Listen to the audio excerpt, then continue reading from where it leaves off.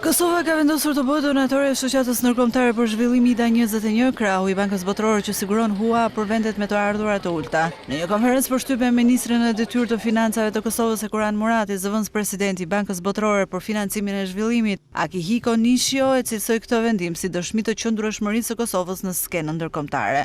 Pavarësisht se ka përjetuar plagët e luftës nga viti 1998 deri në vitin 1999, nga ku doli si një nga ekonomitë më të cenueshme të Europës, vendimi i Kosovës për të kontribuar në IDA-21 mishëron një qëndrueshmëri të jashtëzakonshme.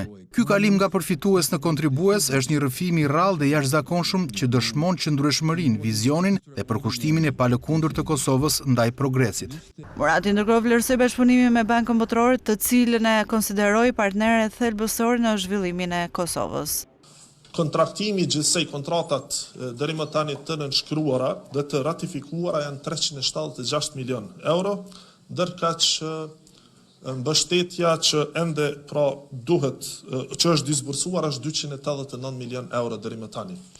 Interesi të gazetarëve për nisjen e diskutimeve për krijimin e qeverisë së re, ministri në detyrë financave ju përgjigj se lëvizja vetëvendosje së cilës i përket, po priste certifikimin e rezultatit dhe konstituimin e kuvendit të ri. Sipas rezultateve përfundimtare të zgjedhjeve të 9 shkurtit, lëvizja vetëvendosje ka dalë forcë e parë me 42.3% të votave për të pasuar nga Partia Demokratike e Kosovës me 20.95% të votave. Në vend të tretë renditet Lidhja Demokratike e Kosovës me 18.27% të votave dhe në të katërtin koalicioni mes Aleancës për Ardhmërinë e Kosovës dhe Nismës Socialdemokrate me 7.06% të votave.